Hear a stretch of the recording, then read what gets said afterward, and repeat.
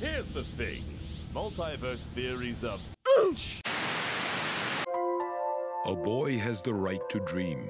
I'm gonna do this again. This time, be like Grandpa. You mean drunk? What's that? You got something to say? You know, I've never dived into doing what-ifs myself, but I always find them fascinating. The hypotheticals, butterfly effects, the Mandela effect.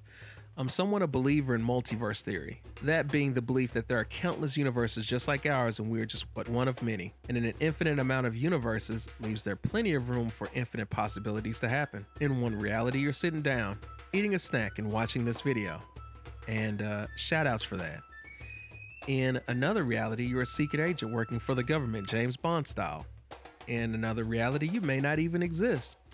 Or in another reality, you're probably watching PewDiePie right now. Which, hey, tell your homeboy in the other reality he should be watching me. If I exist there, that is. Excuse me. So, I wanted to pose the question. What if in another universe, Nintendo, when they had the chance to buy Rare, rather than Microsoft, went and did so? How would the landscape be different today? Keep in mind, this is all hypothetical. Because let's be honest, if I could have a crystal ball that could do something like that and predict everything that would happen 100% of the time, I'd be making this video on the beach in Hawaii and not having to shield my Patreon and clothing store all the time. So with that said, let's contemplate and let's talk about what if Nintendo bought Rare rather than Microsoft back in 2002. The 90s. The gaming industry is just starting to heat up. Nintendo, the company that needs no introduction, a company that has influenced literally the entire world, arguably the most popular mascot of all time under its helm, and has the strongest IP holding on the planet, only rivaled by those of Disney and Pokemon, is locked in a knuckle-down, dragged-out battle with Sega and the Blue Blur for gaming supremacy. Sega does what Nintendo don't, which is to screw over PlayStation in their deal to make a hybrid console. Yes, back then, believe it or not, Nintendo and PlayStation were actually partners at one point. And at the very last minute, Nintendo decided to pull out. That ended up turning out to be a very dumb idea for Nintendo, for obvious reasons. Here comes the money. Here we go.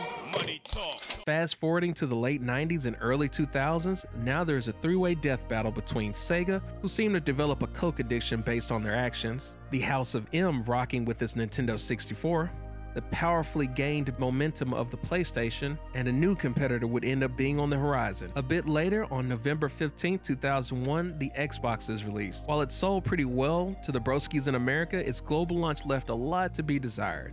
Microsoft knew it needed stronger IPs to support its advancement into the gaming space. But this time, Nintendo, focusing on defending its borders against the onslaught of the PlayStation, decides to entrench itself in even more IPs as it buys the closest IP-rich studio that has been known for making incredible games, Rare. If you don't know Rare, Rare is a company that is the gold standard for game creation, or I guess you could say was. At the time, Rare was responsible for making erection-inducing games like Jet Force Gemini, Donkey Kong Country Series, GoldenEye, the greatest slap frenzy ever created, Diddy Kong Racing, Perfect Dark, Conkers Bad Fur Day, and of course, motherfucking Banjo Kazooie. Rare slayed. Rare games were so good you'd get in trouble for possession of an addictive drug, and when the name Rare was seen, you knew you were in for some good stuff. But quality, unfortunately, does not always translate into money. The public isn't always looking for quality, nor is quality always marketed well. Plenty of examples in history showing that as a fact. And well, sometimes the opposite happens.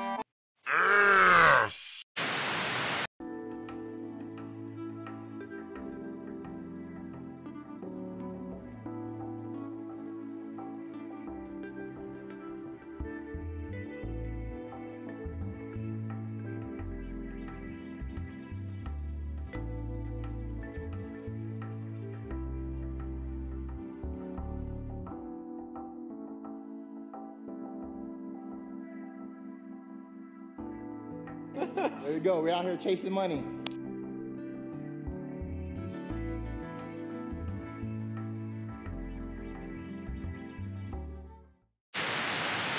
Rare, despite its success, is looking to be bought, and Nintendo's newly appointed president Satoru Iwata steps in and decides to buy Rare Studios for $300 million. Why $300 million and not $375 million, the same that Microsoft bought Rare for in 2002? Well, as it goes, you're more likely to do business with someone you know and like rather than a stranger. Because of Nintendo's relationship with Rare, a much smoother deal takes place. Nintendo takes on a lot of debt to do this, but the assets and the quality of the studio and the talent are believed to be well worth it in the long run. Instead of going dormant and doing next to nothing at Microsoft, resulting in many of the previous Banjo Kazooie developers making their own studio, many of the original Rare crew would go on to make Banjo Kazooie 3, as was hinted at the end of Banjo Tooie. Spoiler alert, I guess, for an old ass game.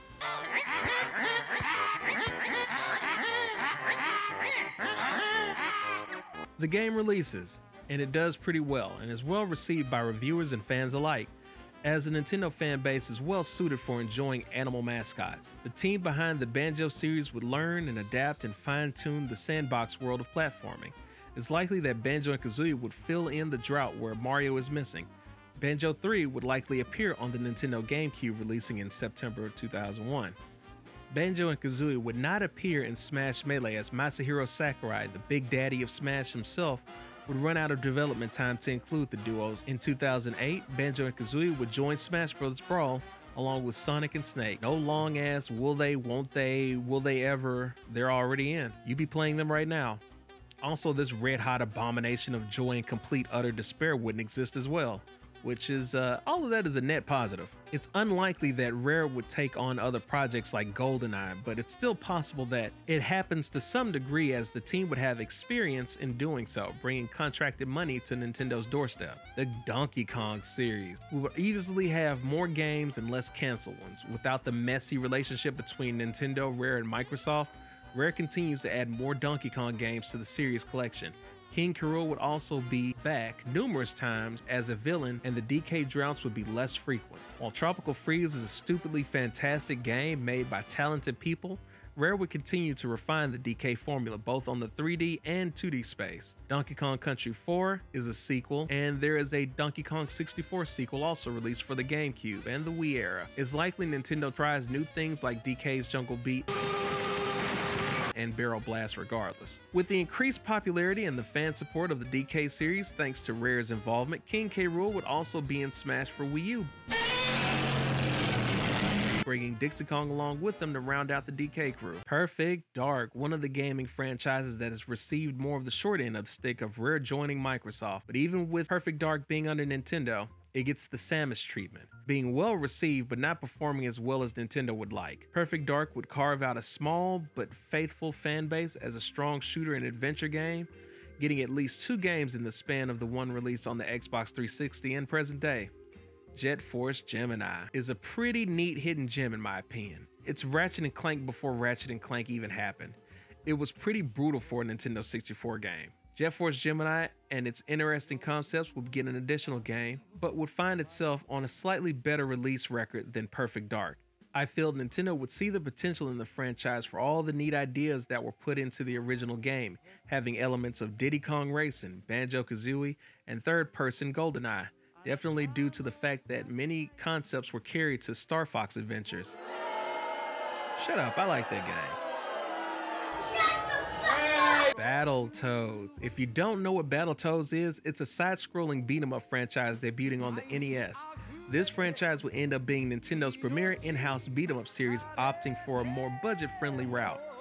While the East would get more River City Ransom games, the West would get Battletoads, releasing every so now and again. This would also supplement Nintendo's release schedule in later years. It will become more and more digital-only focused.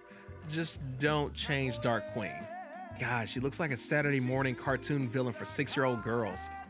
Give me back my queen! Killer Instinct, the franchise made to compete against the likes of Street Fighter, Mortal Kombat, King of Fighters, and other fighting games with a more weapon-based fighting setup. It's also just basically Mortal Kombat's less gruesome ragtag cousin. It gets a very scarce release date throughout the years, as Nintendo would tend to focus more on family-friendly games, but still keeping its hardcore mature gamers in mind every now and again. It's likely Killer Instinct would be more prominent in the N64 and GameCube era, but especially downplayed in the Wii era. Oh, look at that, there's a Viva Pinata. go ahead and dump you out there. It still happens. Why does it still happen? It's a cute game. Rare would be working on its original IPs, but also helping with some of Nintendo's in-house IPs. It's likely Rare would even have worked on a Metroid game. What's that, Timmy? How would Microsoft be different after all of this? Well, Microsoft would be the same. Microsoft, for some reason, did next to nothing with Rare. Sea of Thieves wouldn't have happened and likely be replaced with any other general game. Other games like Cameo, Elements of Power would exist, but likely on a Nintendo platform as a test for a new IP, slightly altered with different plots, story, and maybe with a different name. Conkers Bad Fur Day. Boy, what can I really say about this game that hasn't already been said? This game was made with the actual Rare developers in mind. It has plenty of inside jokes and humor that is, it's more adult themed. What happens here? Well, the same thing or very similar to what happens with Killer Instinct, but with a twist. It gets very seldom releases, but it continues to get used as sales trends show Nintendo that there is a much more mature audience available for Conker games. It's possible that Conkers Bad Fur Day would get likely 3 sequels total up to present day, keeping a very modest fan base in mind that is slightly bigger than the Perfect Dark fan base. This is likely due to the very fun character designs and the personality of the entire cast of Conkers Bad Fur Day. Rare overall would be an amazing addition to Nintendo.